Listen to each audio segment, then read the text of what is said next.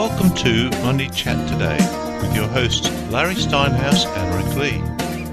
From the School of Hard Knocks, they present with years of knowledge on how to help you make more money and how to keep it. Hi, I'm Larry Steinhouse. And I'm Rick Lee. Welcome to Money Chat Today. This is a show where we help people make more money and help them keep it. That's right. And today we have a special guest. Our special guest today is Phil Falcone. And he is the author of a book called Addicted to Real Estate, Why I Can't Stop and Why You Should Start. Tell you a little bit about Phil. Phil is a Philadelphia area full-time real estate investor who started in the business at the age of 23. His portfolio includes commercial offices, apartment buildings, and residential homes. As the owner of Falcone Real Estate Holding Corporation, he prides himself on his non-stop real estate focus and determination, his ability to be a great professional speaker, and on his fun, outside-the-box approach to real estate. Phil actually considers himself an addict. From the first investment property over 20 years ago to his relentless search for the next great deal, Phil Falcone is a non-stop real estate investing machine. Phil tells people that sometimes addiction is a very good thing. In his book, Phil will show you how to achieve amazing success as a real estate investor and as an addict. The book and Phil are both funny, frank, and informative. Here to tell us more about his book and his addiction is Phil Falcone. Welcome, Phil. Welcome. Hey, thank you very much. Nice to have you on the show. Glad to have you today. I just love to listen to people talk about me. Can't get enough of it. So you're not shy, right? Come on. That's good. So you got to tell me. I mean, I'm fascinated by just the concept that you say that you're addicted to real estate. Tell me what that means. I fell in love with the concept of real estate as a teenager. I come from a family of entrepreneurs, so I was raised to believe that ultimately, I was going to be in business for myself. So as a teenager, I was always looking for, what that business would be. I knew it would be in business for myself. I just didn't know exactly what field it would be. And I worked for a guy when I was 17 years old, and he owned one piece of real estate. And we used to spend a lot of time in the car together. And he would explain to me the concept of the business and how it all worked. And I just immediately fell in love with it. It's something real that you can see, you can touch, you can improve it, and you can rely on yourself to make it successful or not. And that's really what appealed to me about it. That's really cool. I mean, everybody talks about being an addict, and we mentioned in your bio that being an addict is not such a great idea. But in your case, it actually seems to be working for you. It can be a good thing. It depends on what you're addicted to, right? It's true. It's true. So, look, we all know what's going on in the real estate market today. The real estate market today is nothing less than disastrous. I mean, look, people who read my book know that I actually lost a ton of money in real estate by making some bad choices. So how would you recommend people not make those bad choices? How would you say that maybe it is a really good market, or would you agree that it's a good market or a bad market for people to invest in real estate? Well, what I heard many, many years ago, and it's stuck in my head, is the old saying that if you want to be successful in business, there's really one rule you got to follow, and that's do the opposite of what everyone else is doing. Let's face it, is anyone buying houses today? Nobody is. True. Absolutely nobody. Well, what I'm doing is I am Pac-Man right now. I'm gobbling up as much real estate as can possibly be purchased by me. Wow. And my plan is to continue that trend for the years to come. Definitely 2011, 2012, 2013. My prediction is that things are going to be completely flat or continue to go down slightly.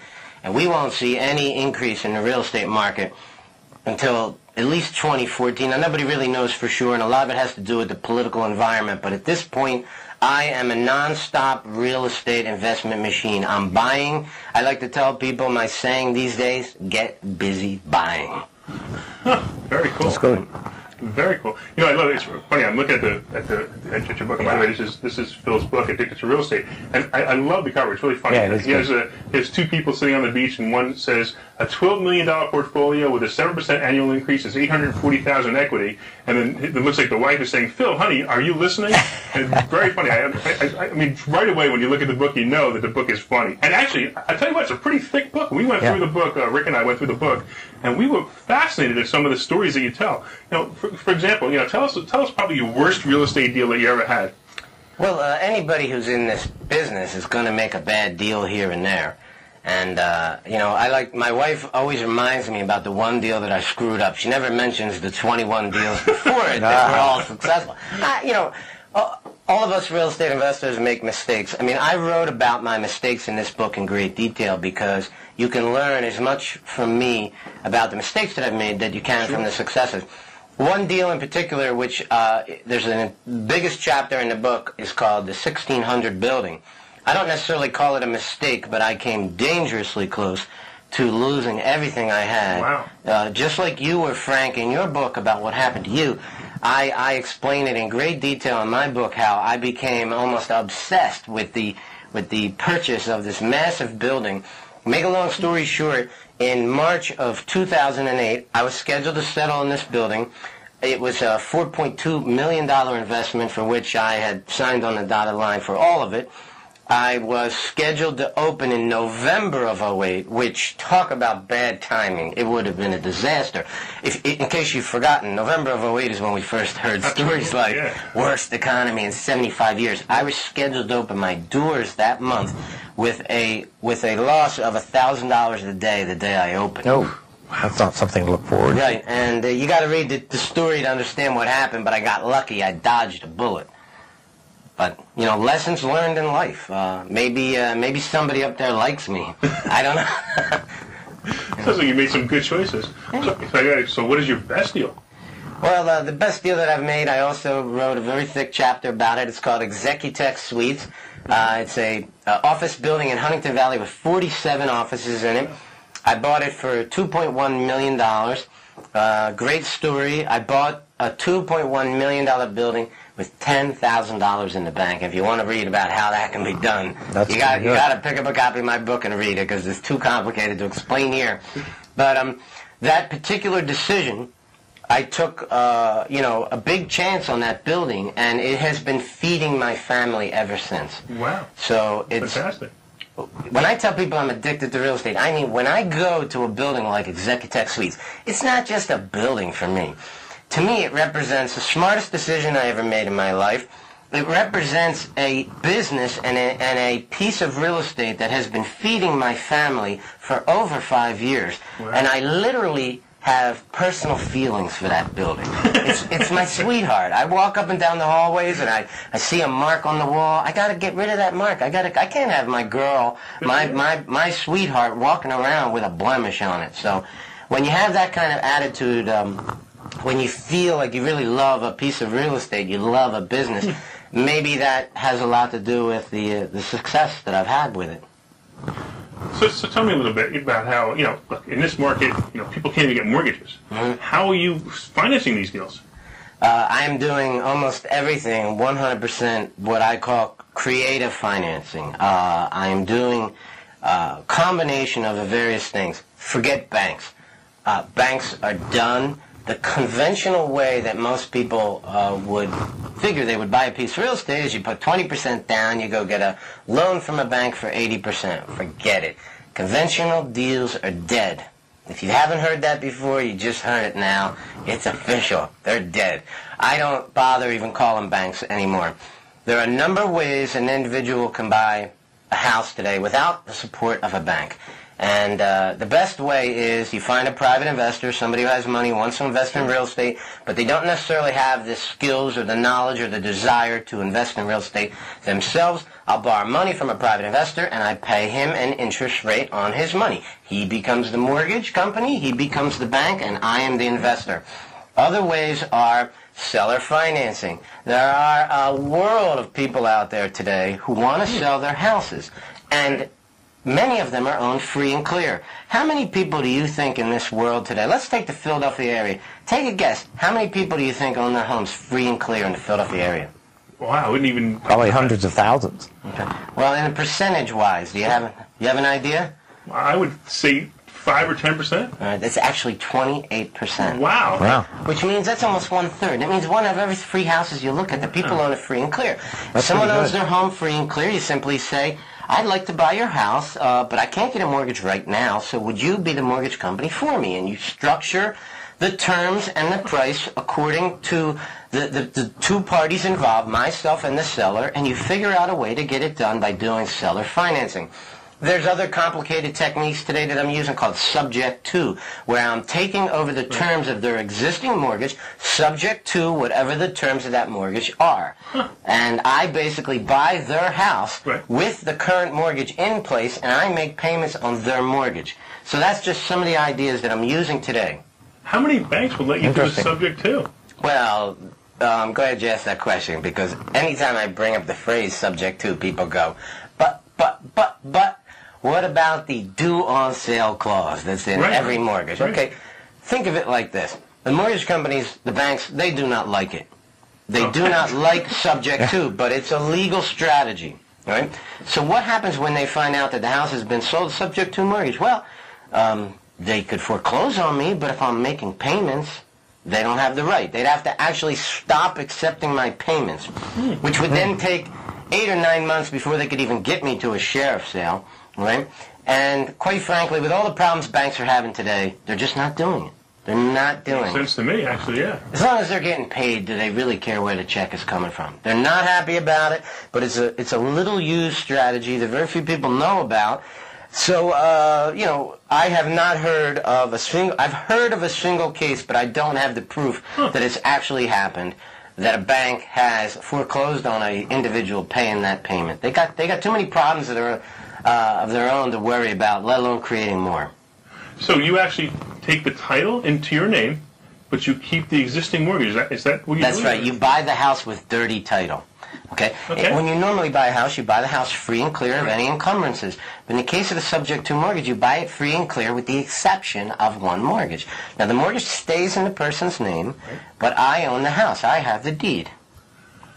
That's amazing. Now, what's happening? I'll tell you what. A lot of people think and they say to me, well, this can't be a legitimate strategy. Really? Look at the new HUD-1 that the government has sent out about 6 months ago, which is now the mandatory HUD-1 to be used. There's a line on there for subject to mortgages right on there. Really? Wow. It's government approved. I'll tell you, as you know, I had a little history in investing in real estate. I never did anything that complicated. I'm amazed by how it actually works. It's great. But people today have no choice. Look, I want to buy real estate. I've already made that clear. But if a bank's not going to lend me money, what am I going to do? I'm going to find another way to get it done. I have to. I'm a full-time real estate investor. If I don't make real estate deals, I don't survive. I have to do it. And these strategies, while people are suspicious and cautious about it, I provide them a list of references. I'll tell you a real quick story about a subject to mortgage. I did a deal with a woman in Fishtown, and I did it in November of last year, November of 2010. She was very, very concerned about the subject to process. She made me promise her at settlement in November that I would pay off her loan in 6 months. Okay. And I really wanted her house, so I made the deal. Okay? I wanted to leave the financing in place, but I made the deal. She was delinquent on her mortgages, and I brought her mortgage current at settlement, and then have been making the payments on her mortgage. Okay. Great. Well, around the 5th month, which was just recently, I found a private investor to replace her mortgage, and I paid off her mortgage. And 3 days later, she called me up and she said, Phil, I want you to do something for me. I want you to forget what I said. Don't pay off the mortgage. I said, I'm sorry, it's too late. I promised you I would, and I did. What she didn't realize was by me making payments on her mortgage in her name, I was improving her credit. Of course, right. And after she saw me make 6 months or 5 months of payments, the fear went away, and she said, this is amazing. This guy's like going to, if I just leave it there long enough, this guy's going to bring me to an 800 score. That's it. Too late, I paid it off. So the downside, I'm sorry, Rick. No, I just said, how about that? That's an interesting story. Yeah, she now loves the subject. It's too late. It's too late. She doesn't have any more. So the downside would be for the person selling you the house. The downside, or the subject to, if you didn't pay their mortgage, their credit score could be hurt. That would be the downside. The upside is if you pay their mortgage and they haven't been paying their mortgage, they can increase their credit score. Now, what about the downside for you? I mean, obviously, the foreclosure issue, the subject to, if they sell the house, the bank could come after you. That would be a downside for you. But are there any other downsides for you that are obvious? To me, it's simply a game of I can't get financing. Right. So if I can assume their financing for a while, it doesn't have to be forever. 4 or 5 years from now, when the environment changes, I'll refinance their mortgage. Okay? Right, sure. But for me, there's no downside because one of my biggest challenges is how do I get financing? Well, here's a great way to get financing.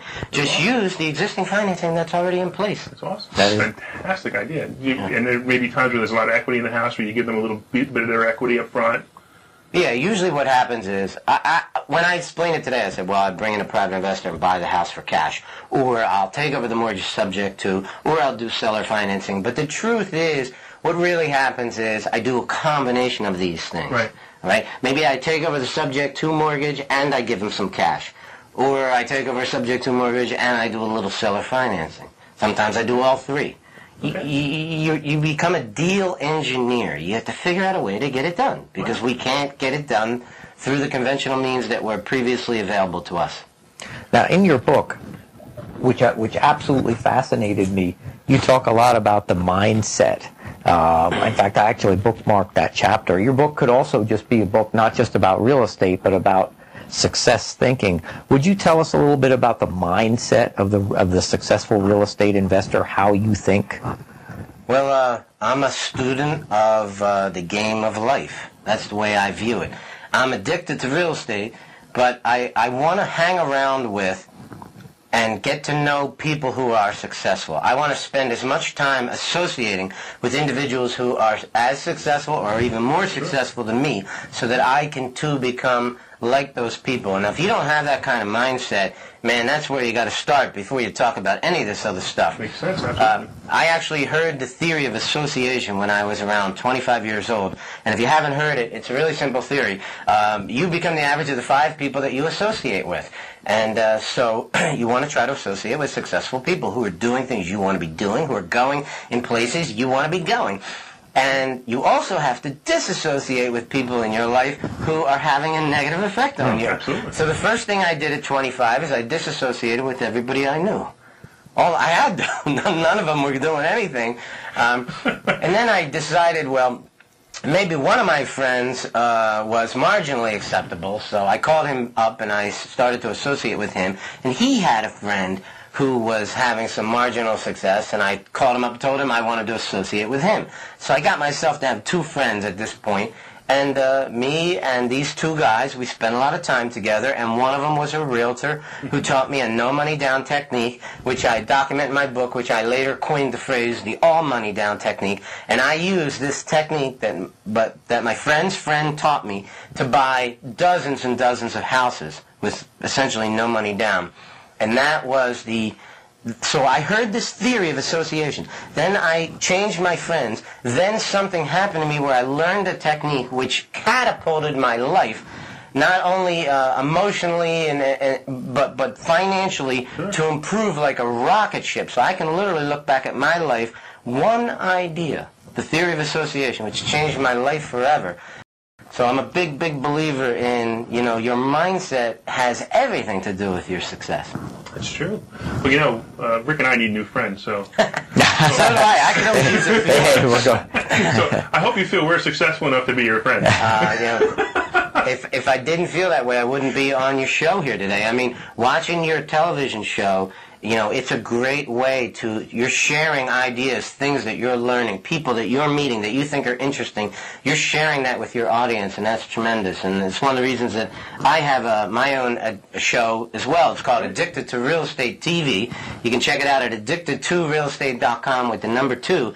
And I do the same thing. Every time I learn something new, I can't wait to share it with people. Yeah, I've seen some of your episodes. They're actually very good, and actually I want to talk about that. So tell us a little bit about your website. You have that. You have you have a subscription service too, where they can sign up and they can actually get the videos once a week. Is that correct? Yeah, my website addicted2realestate.com has a lot of information for people who are interested in being real estate investors.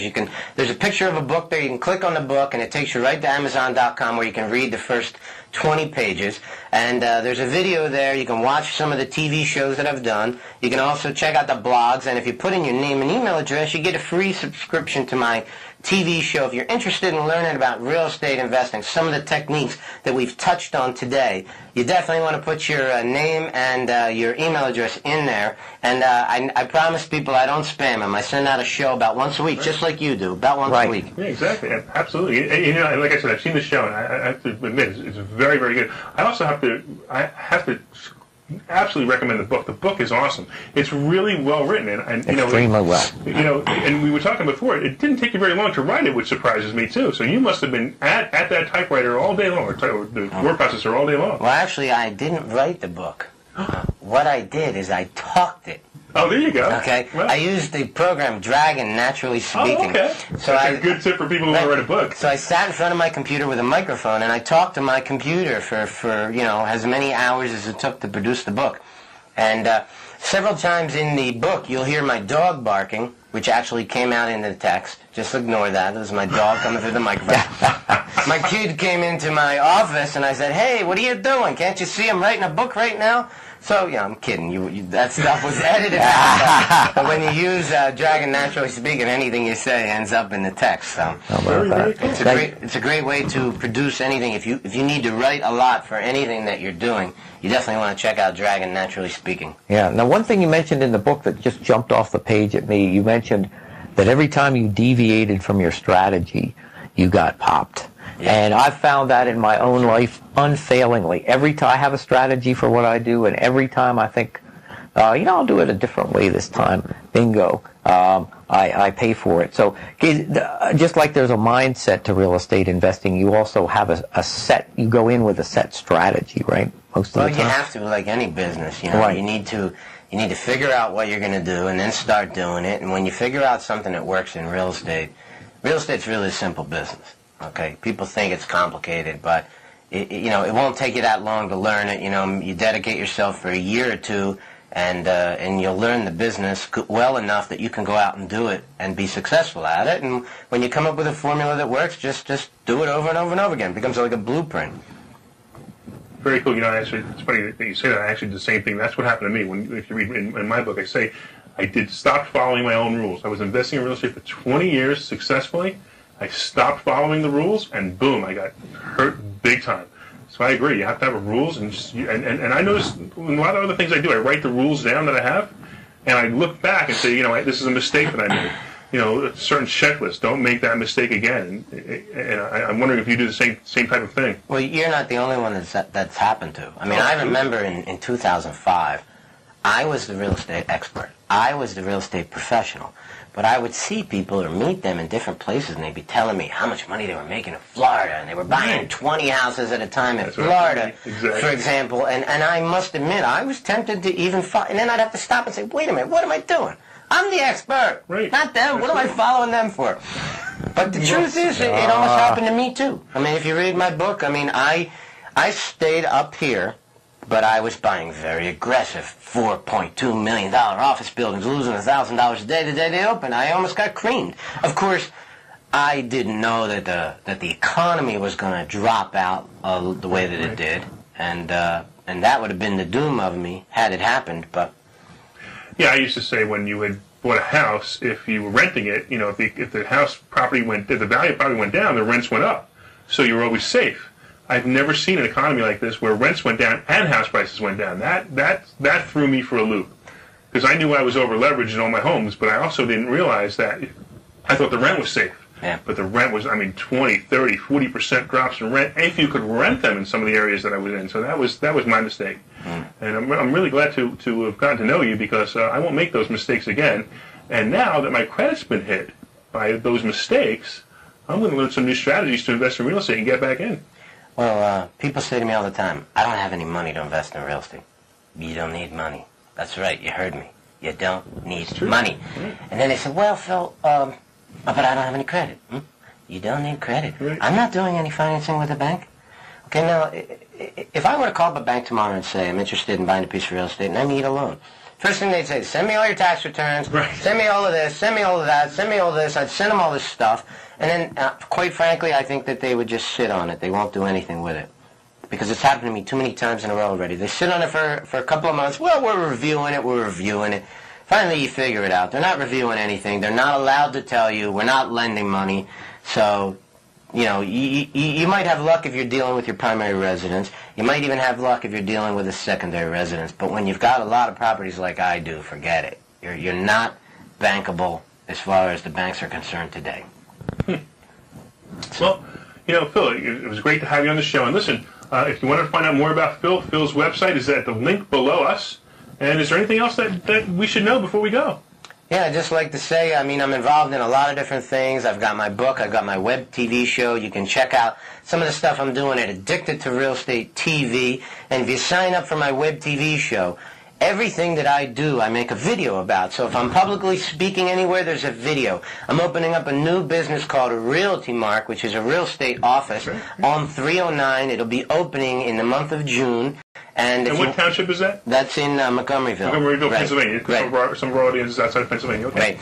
And what I'm going to be doing is it's $100 a month, and you get to keep 100% of your commission. It's the greatest deal realtors have ever had before them.